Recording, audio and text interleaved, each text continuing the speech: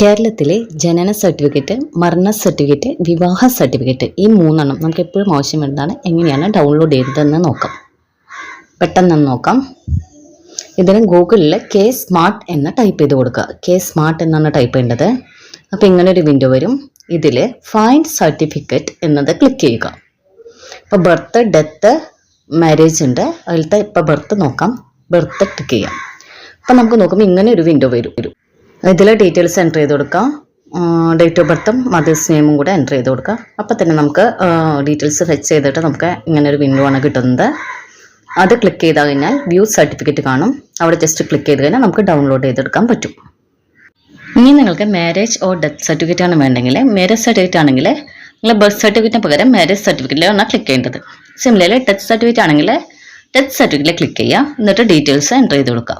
ഇത്രയേ ഉള്ളൂ ചെയ്യാനായിട്ട്. ഡീറ്റെയിൽഡ് വീഡിയോ ആണെങ്കിൽ ചാനലിലുണ്ട്.